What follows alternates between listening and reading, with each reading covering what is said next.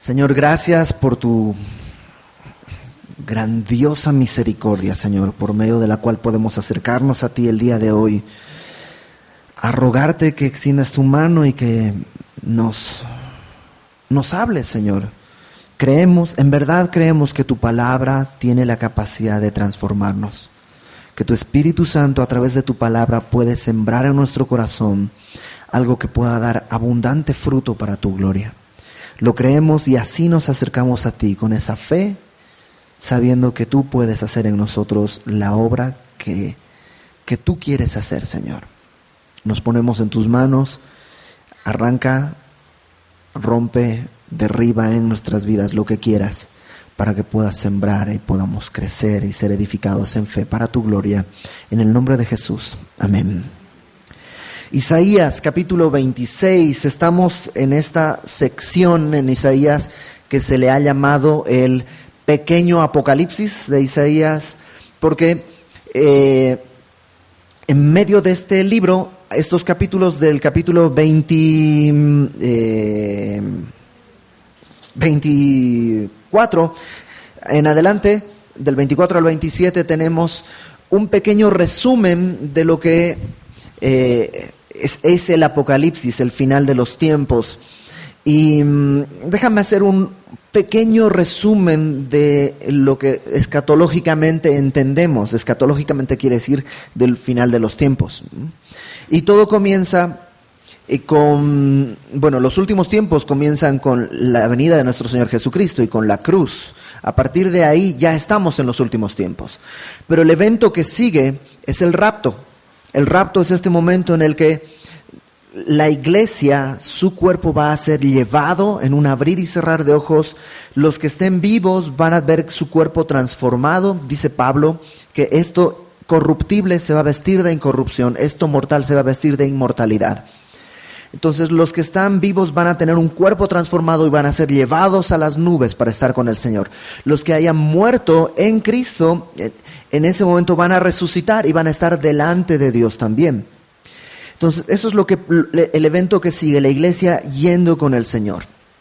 La iglesia entonces a partir de ese momento ya no está en la tierra, sino está en el cielo con Cristo. Acá en la tierra, mientras tanto, se va a levantar un gran líder político que en la Biblia se lo llama de muchas maneras, pero que nosotros popularmente se lo conoce como el anticristo. Y este anticristo lo que va a hacer es un pacto con el pueblo judío para reconstruir el templo, va a llevar paz a Medio Oriente, etc. Y a partir de ese pacto comienza lo que la Biblia le llama la gran tribulación. Jesucristo le llama la gran tribulación, que son 7 años. ¿Por qué 7 años? Porque es la semana 70 de David. Son 7 años en los que Dios va a derramar su juicio sobre el mundo. Hemos hablado antes que el día de hoy las tribulaciones que vivimos, los fenómenos atmosféricos que hay, son producto del mundo. Son un asunto que sucede porque vivimos en un mundo caído. En ese tiempo no va a ser un asunto natural, va a ser un asunto de juicio de Dios sobre el mundo. Son 7 años en los que la iglesia está en el cielo con el Señor. Mientras tanto, aquí hay una gran tribulación. Este anticristo al principio parecerá un líder de paz, pero luego va a mostrar su verdadero rostro y a la mitad de los 7 años, o sea, 3 años y medio, va a desatar una gran persecución contra todo aquel que no lo adore. Y esto va a ser muy claro porque va a poner en el templo en Jerusalén, que lo va a haber reconstruido, va a poner una imagen suya y va a mandar a que todos adoren esta imagen. Y esta imagen va a mandar a matar a aquel que no se postre.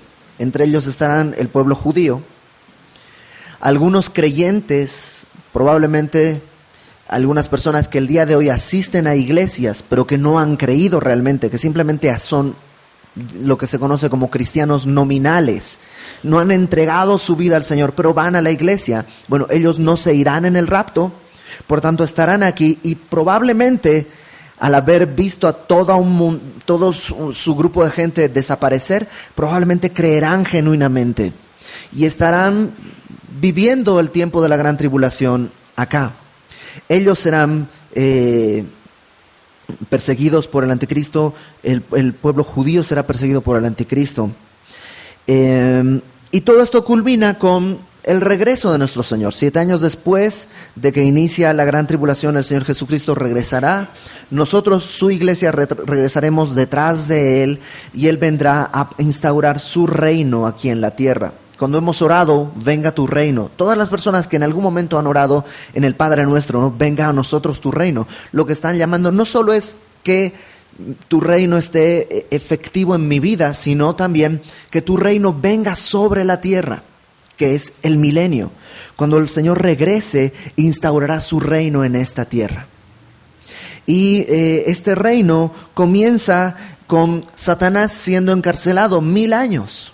1000 años Satanás será encarcelado y esos 1000 años habrá paz, habrá prosperidad, habrá justicia perfecta.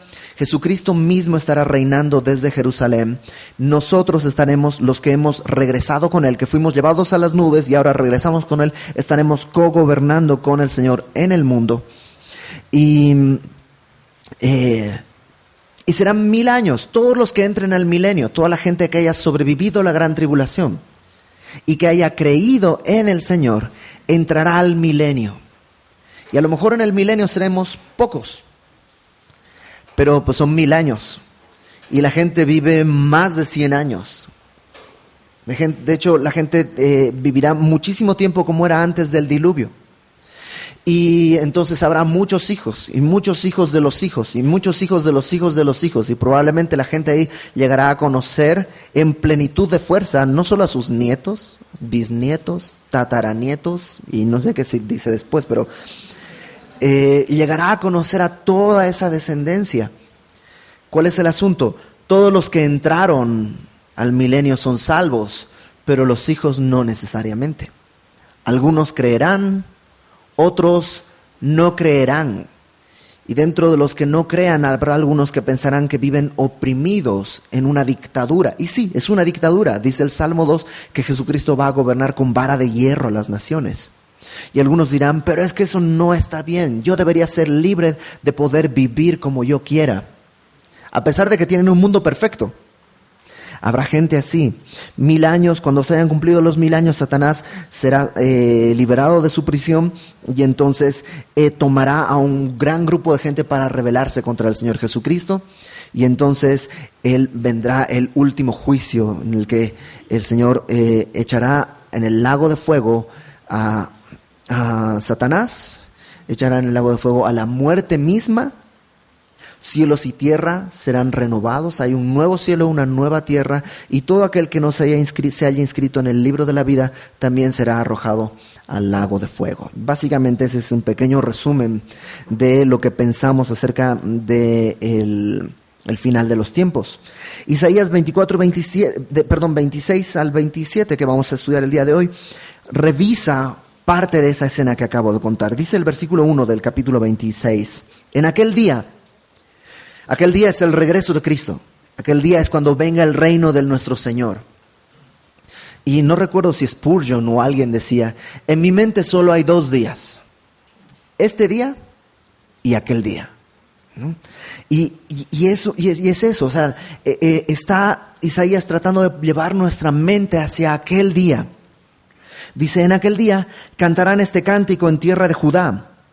Este es el cántico que van a cantar ahí en tierra de Judá. Fuerte ciudad tenemos, salvación puso Dios por muros y ante muro.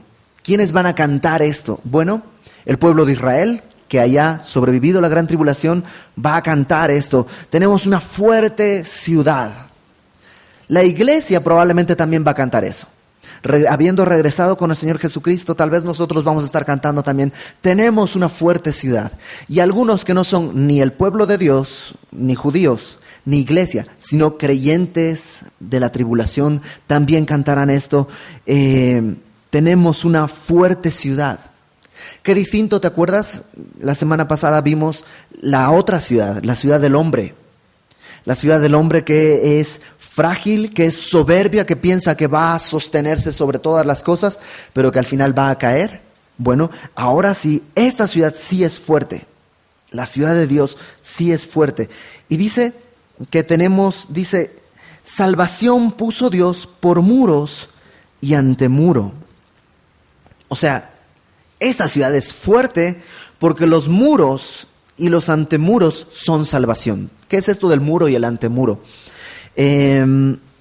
Los castillos, las ciudades en la antigüedad tenían un muro que las protegía, pero antes del muro había un antemuro, es decir, unos metros antes había un muro más pequeño de donde también se ponía defensas. Entonces había un primer muro, el antemuro, donde tenía las primeras defensas, un pequeño espacio y un muro más alto donde estaban las segundas defensas.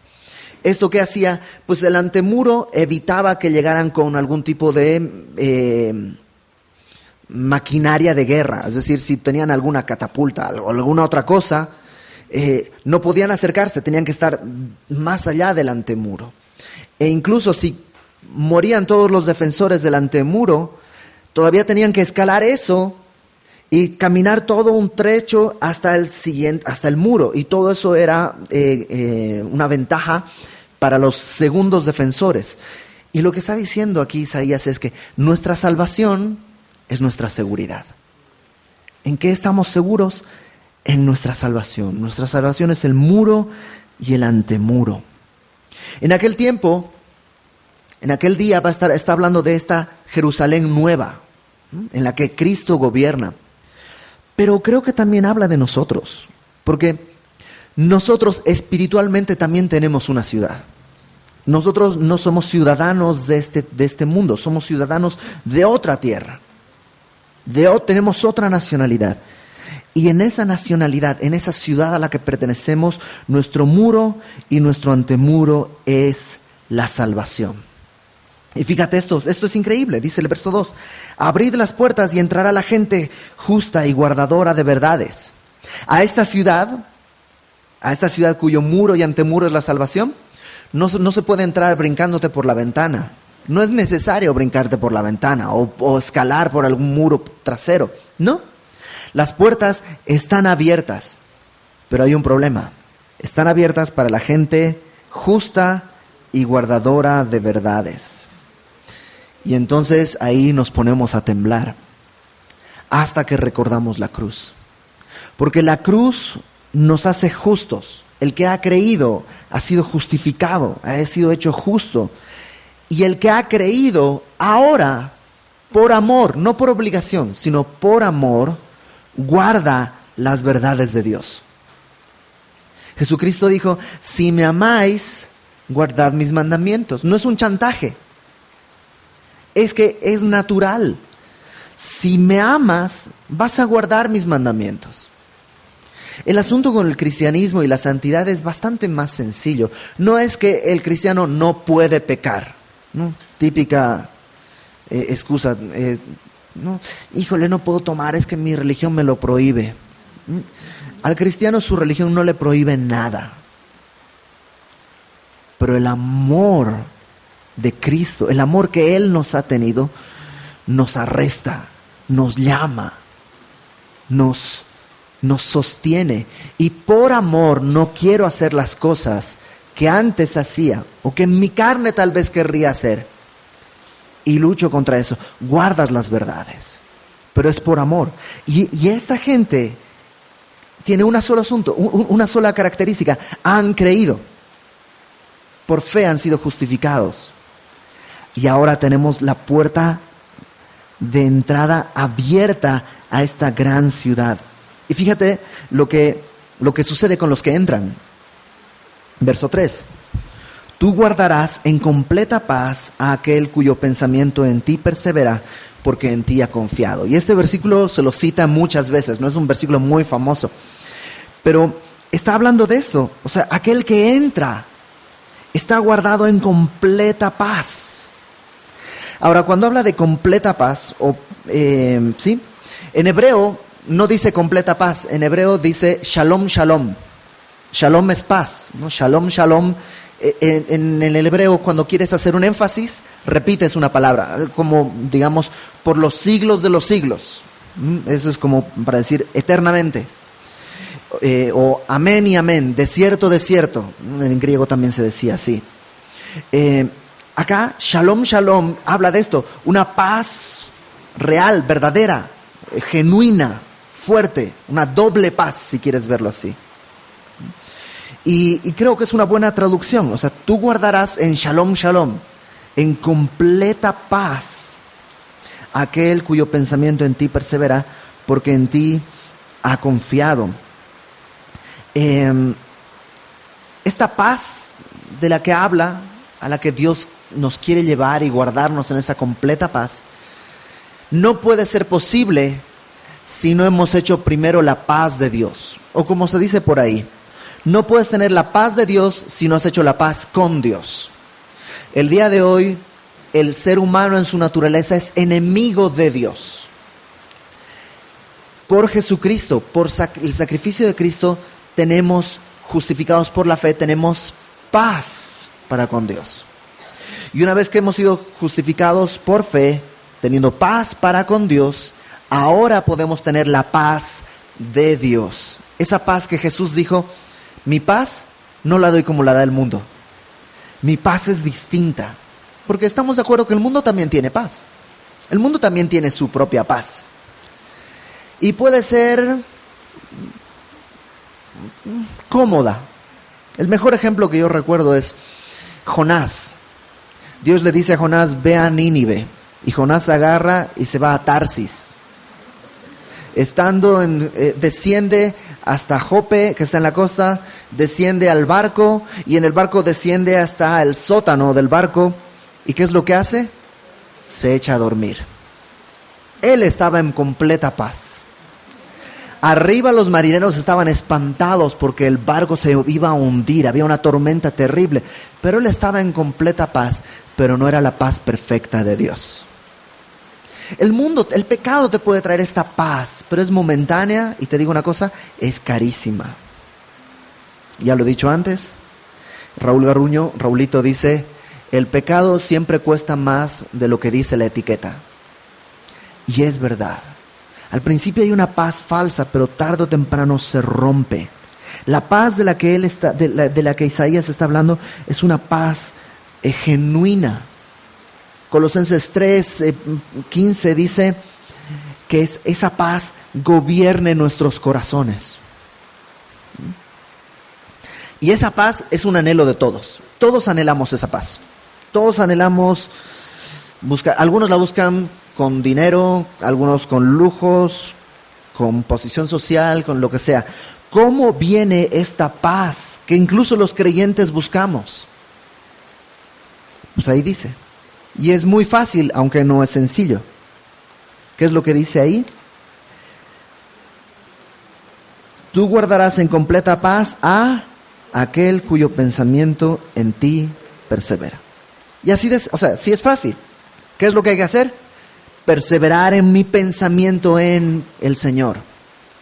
Y es interesante que sea así, ¿no? Pensamiento.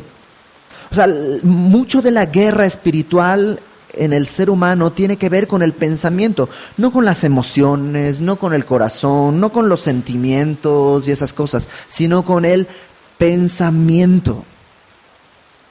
La neta, y no me digas a mí, contéstate tú, ¿en qué inviertes más tu pensamiento día con día? No me contestes, pero tú sabes, normalmente son 3 opciones. 1, en el pasado. Ay, cuando era más joven, cuando era más guapo, cuando era más rico, cuando era más cristiano, cuando era más lo que sea. El pasado. Y mi pensamiento está ahí. El otro punto en el que nuestra mente corre es el futuro. Oh, ¿cómo sería si es que yo...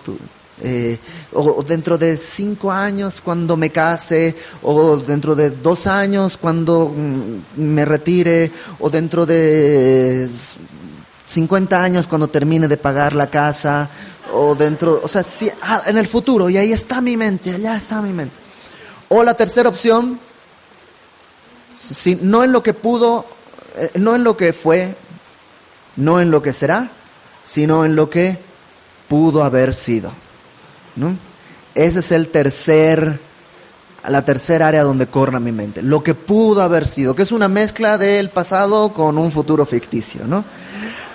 Si yo hubiera estudiado tal carrera, si no hubiera dejado la escuela, si hubiera tomado aquel trabajo, si me hubiera casado, si no me hubiera... Y ahí está. Y nuestra mente está en esas tres cosas. Y obviamente no hay paz, porque el pasado no se puede mover. El futuro, lo que sea que tú imagines, no lo puedes controlar. Y la fantasía es eso, fantasía. Y todo genera angustia, porque no puedo mover el pasado. Todo genera angustia cuando veo al futuro.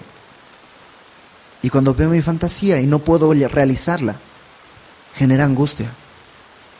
Pero en cambio, si persevero en el Señor, si mi pensamiento está en Cristo. Colosenses 3 dice, poned la mira en las cosas de arriba, no en las de la tierra. Y poned la mira, esa frase literalmente quiere decir ejercitar la mente en las cosas de arriba, donde está Cristo. Filipenses 4, versículo 8. Filipenses 4, 8. Dice, por lo demás, hermanos, todo lo que es verdadero, todo lo honesto, todo lo justo, todo lo puro, todo lo amable, todo lo que es de buen nombre, si hay virtud alguna, si hay algo digno de alabanza, en eso pensad. Y ese es, ¿en qué inviertes tu tiempo todos los días? En pensamiento. En hablar mal de alguien, en pensar mal de alguien. Tú dime, ¿eso es justo, honesto, bueno, puro? ¿Tiene virtud? No. ¿Quieres vivir en paz? Persevera tu pensamiento en el Señor. ¿Por qué? Dice ahí, porque en ti ha confiado. O sea, ¿por qué voy a perseverar en Él? Porque Él es mi refugio. La palabra confiar ahí literalmente es refugio. Si te refugias en Él, piensa en Él. No tienes que estar pensando en todo lo demás. Piensa en Él, no te va a defraudar. Por eso viene la exhortación del versículo 4. El versículo 4 dice, confiad en Jehová perpetuamente, porque en Jehová el Señor está la fortaleza de los siglos. Porque derribó a los que moraban en el lugar sublime, humilló a la ciudad exaltada, la humilló hasta la tierra, la derribó hasta el polvo, la hollará a pie, los pies del afligido, los pasos de los menesterosos. ¿Por qué tengo que confiar en Él? Porque Él es la fortaleza. Cualquier otra circunstancia, condición, persona, siempre nos va a defraudar, va a caer, es humana, no es eterna. Pero Él es la fortaleza eterna, la fortaleza perpetua. No solo tiene la fortaleza, Él es la fortaleza. El día de hoy los poderosos viven confiados en sus fuerzas, pero lo que dice el texto es que un día el menesteroso, o sea, los mendigos, los que no tienen nada, ellos van a pisotear esta gran ciudad. Que el día de hoy es grande, un día va a estar humillada. ¿Y quiénes la van a pisotear? ¿Quiénes van a estar ahí? Los menesterosos, los que solo tenían fe, los que solo pensaban en Él. Verso 7. En el milenio, dice, el camino del justo es rectitud. Tú que eres recto, pesas el camino del justo. O sea, el camino del justo, de aquel que ha creído, es rectitud. Camina bien. ¿Y quién lo dice? Dios mismo. O sea, Él pesa el camino. No es su propio dictamen, sino el dictamen del Señor, ¿no? Y esto es importante porque dice, el día de hoy también aplica. El camino del justo es rectitud. No quiere decir que nunca peca. No quiere decir que nunca se equivoca. Pero su camino es rectitud. O sea, el camino puede dar alguna vuelta por ahí, pero en general está yendo derecho hacia la meta. Es distinto cuando tu vida está gobernada por el pecado a cuando has pecado. Porque cuando has pecado te arrepientes, confiesas y te arrepientes, y eso te vuelve a poner en el camino de rectitud. Y ese es el camino del justo. No es una sensación, es una marca de vida, es un estilo de vida. ¿Por qué? Pues porque ha confiado en el Señor. ¿Puede vivir así? O sea, ¿por qué no cometer ilícitos? Porque confío en el Señor. Él es mi refugio. Pero si no pasas una mordida, tu trámite no va a agilizarse. Confío en el Señor. Él es mi refugio. No la mordida que voy a dar. No la promesa que me están haciendo. Confío en el Señor. Mi camino es de rectitud. Él va a pesar el camino. Por eso, fíjate el verso 8. También en el camino de tus juicios, oh Jehová, te hemos esperado. Tu nombre y tu memoria son el deseo de nuestra alma. Con mi alma te he deseado en la noche, y en tanto que me dure el espíritu dentro de mí, madrugaré a buscarte. Y aquí habla de 3 cosas que nos permiten mantenernos en el camino de rectitud. Número 1 dice, esperar. Verso 8, te hemos esperado. ¿Dónde? En el camino de tus juicios. Esperar en Jehová. Mi esperanza está en el Señor. Nadie más. Cuando esperas en otra cosa, puede suceder y puede que no suceda. Pero cuando esperas en el Señor, las promesas en Cristo son sí y son amén.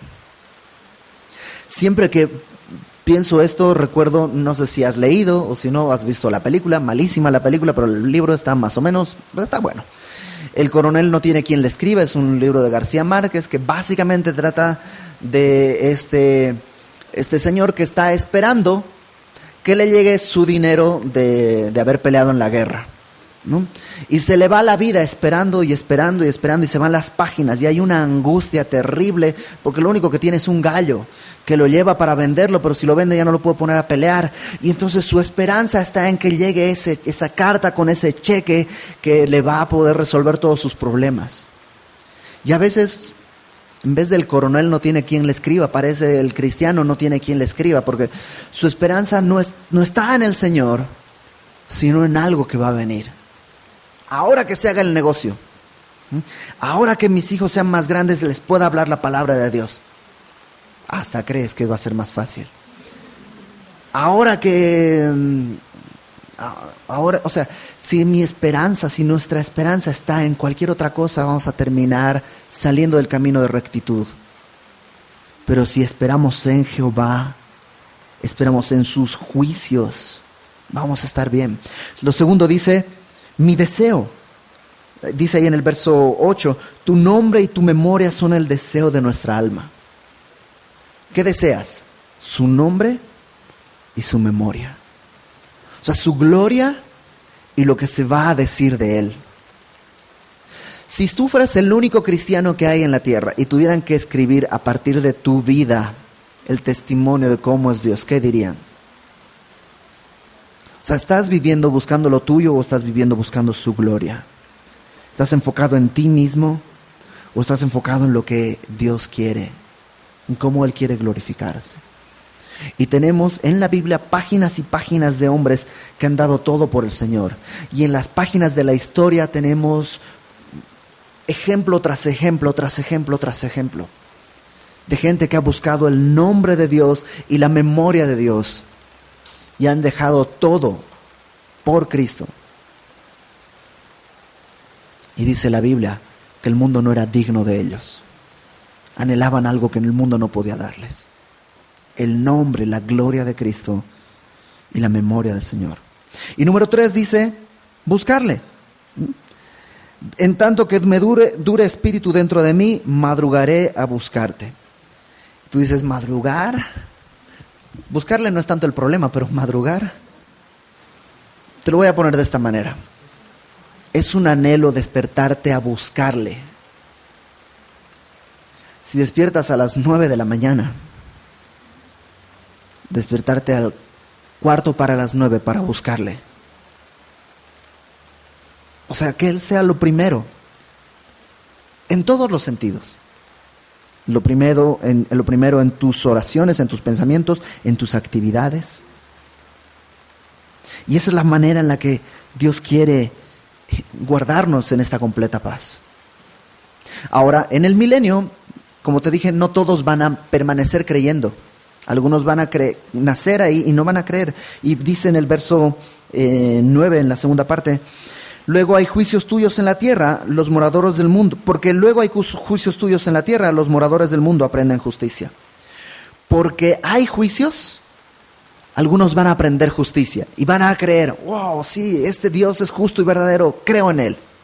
Pero, verso 10, se mostrará piedad al malvado y no aprenderá justicia. En tierra de rectitud hará iniquidad y no mirará la majestad de Jehová. Habrá otros que ni en un mundo perfecto van a querer creer.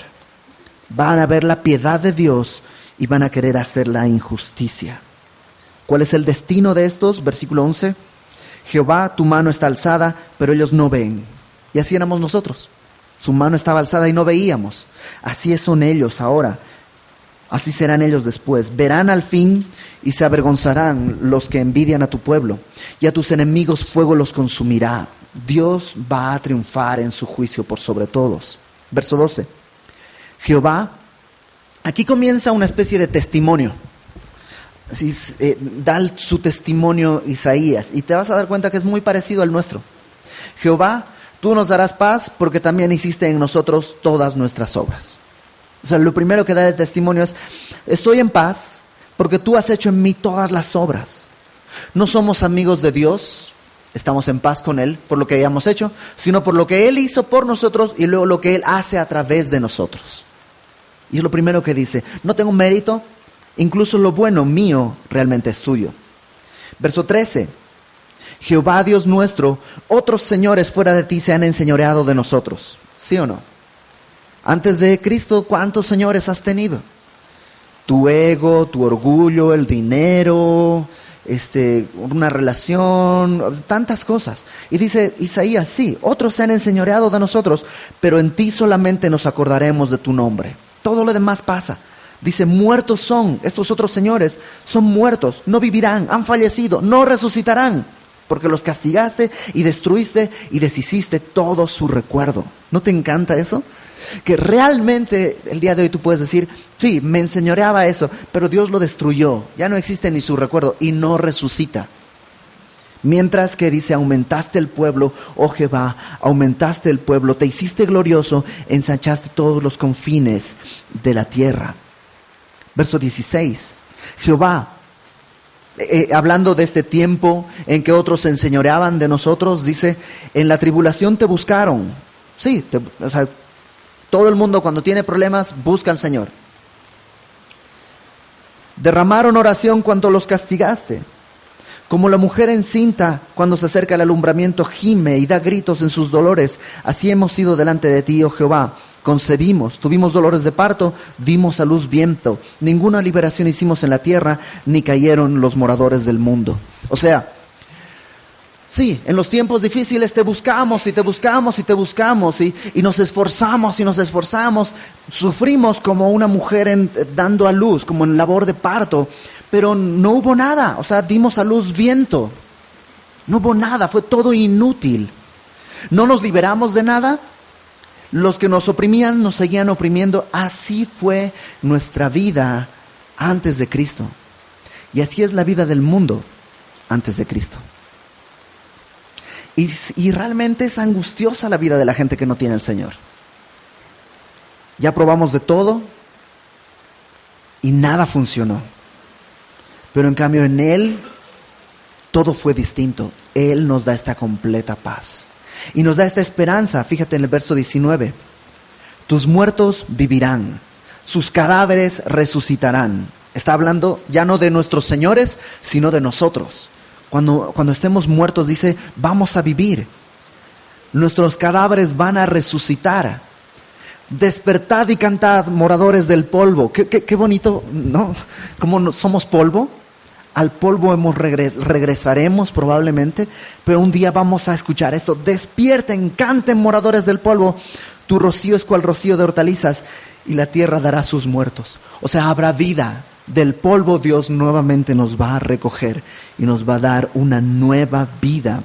La Biblia habla de pasta a pasta la esperanza de una resurrección y de una resurrección corporal. O sea, no vamos a ser fantasmitas, sino vamos a tener cuerpo, vamos a ser personas. Un cuerpo nuevo, un cuerpo distinto, pero personas enteras.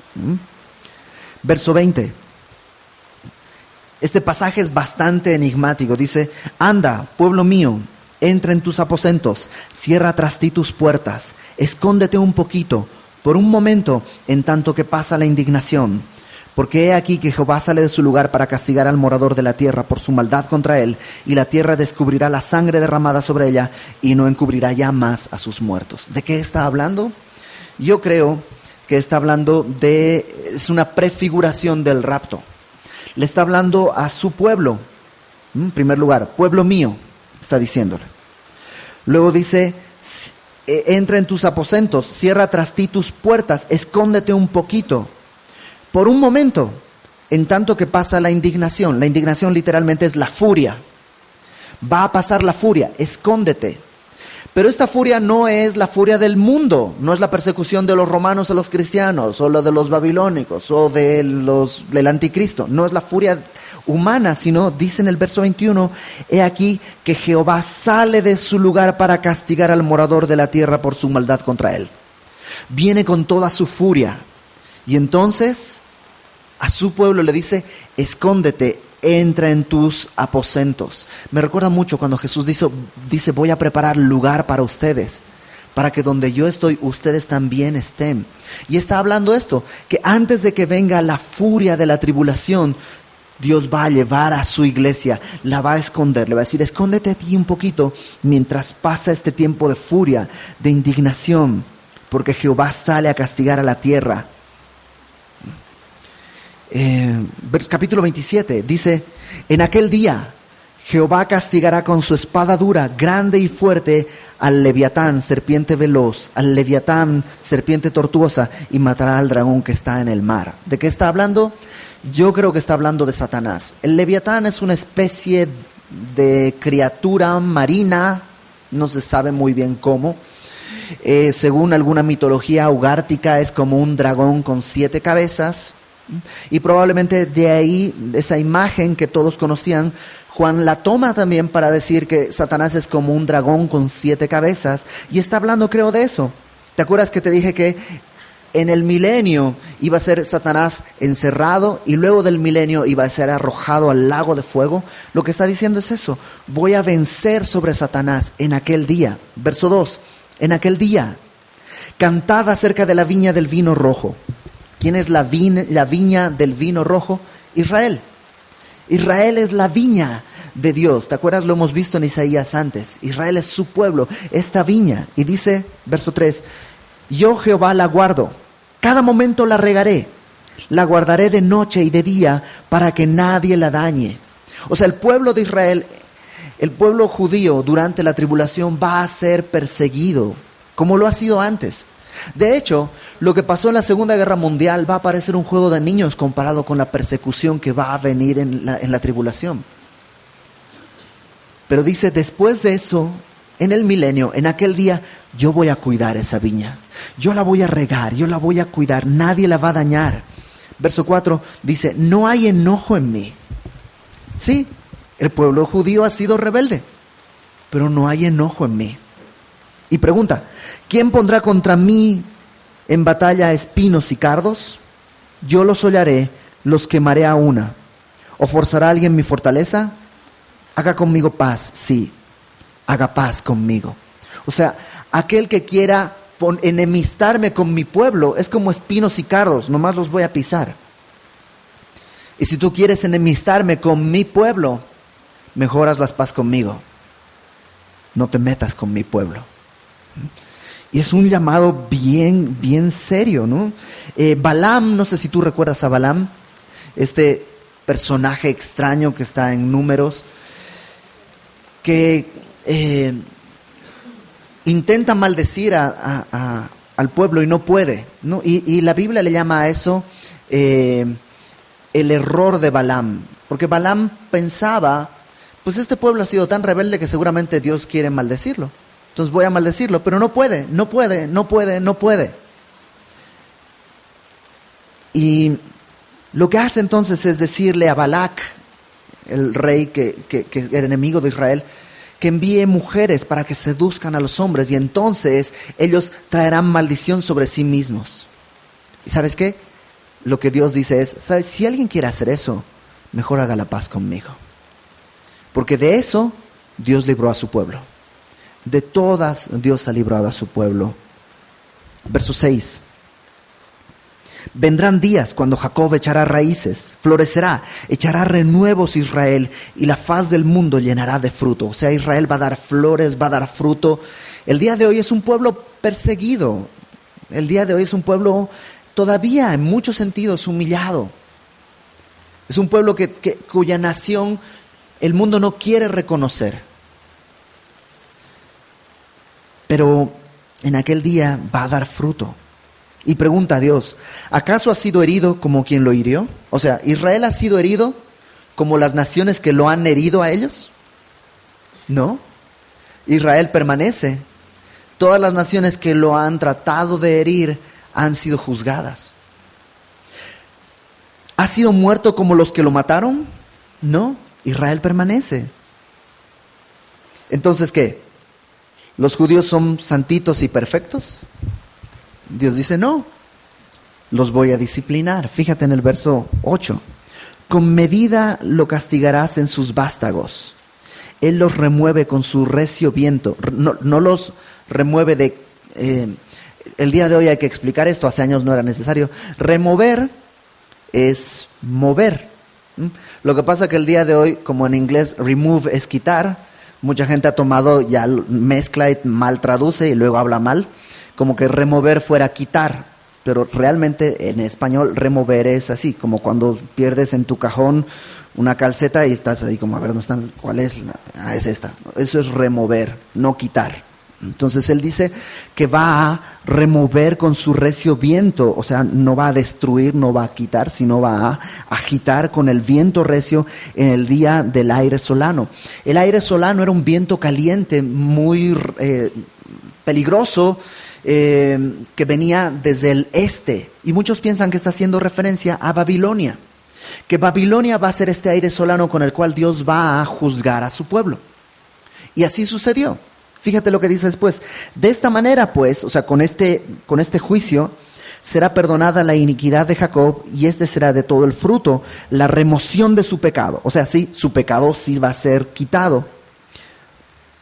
Cuando haga todas las piedras del altar como piedras de cal desmenuzadas. O sea, todas sus piedras idólatras van a quedar desmenuzadas. Y no se levanten símbolos de acera ni las imágenes del sol. Y sucedió así. ¿Te acuerdas que el pueblo, tú lees en el Antiguo Testamento, y el pueblo judío cada vez adoraba a ídolos, uno tras otro, hasta los metían en el templo de Dios? Pero una vez que fueron llevados a Babilonia cautivos, 70 años de cautiverio, regresaron y nunca más cayeron en idolatría. Ya tuvieron otros problemas. Cuando Jesucristo llegó, el problema era que eran ya demasiado religiosos. Pero nunca más cayeron en idolatría. Y eso es lo que dice, con este viento recio, solano, será quitado su pecado. Serán desmenuzados los ídolos que tienen. Verso 10. Porque la ciudad fortificada será desolada, la ciudad habitada será abandonada. Esta ciudad babilónica, esta ciudad actual donde el mundo gobierna, va a ser desolada, va a ser dejada como un desierto. Allí pastará el becerro, allí tendrá su majada y acabará sus ramas. Cuando sus ramas se sequen serán quebradas, mujeres vendrán a encenderlas, porque aquel no es pueblo de entendimiento, por tanto su hacedor no tendrá de él misericordia, ni se compadecerá de él el que lo formó. Déjame ponerlo de esta manera. La ciudad del hombre es la que construimos con nuestros esfuerzos, y todo eso va a ser destruido. Así que invertir en eso es absolutamente absurdo. Es como en esta época lavar tu coche así súper pleno y todo, y te va a llover y ni siquiera es agua la que cae, es agua con quién sabe qué cosas. No tiene sentido invertir en algo que va a ser destruido. Verso 12. Acontecerá en aquel día que trillará Jehová desde el río Éufrates hasta el torrente de Egipto. Trillar es como quitar el fruto, sacar del fruto que sirve en el trigo las ramitas que no sirven de nada, ¿no? Entonces va a quitar lo que sirve de lo que no sirve, desde el río Éufrates hasta el torrente de Egipto.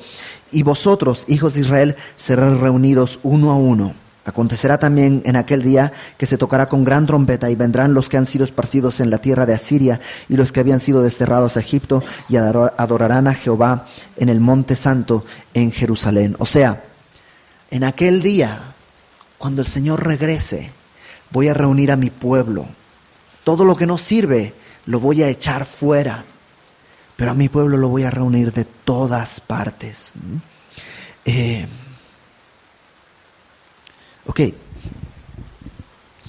¿qué tiene Dios para nosotros en todo esto? Yo creo que es muy sencillo. Seguimos viendo estas dos ciudades, la ciudad de Dios y la ciudad del mundo.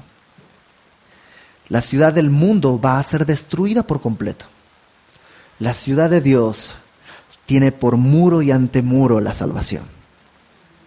En la ciudad de Dios, nuestro pensamiento en Él puede perseverar y vivir en esta completa paz. Así que ahí estamos llamados. Pero si no has creído nunca en el Evangelio, no puedes entrar a esta ciudad.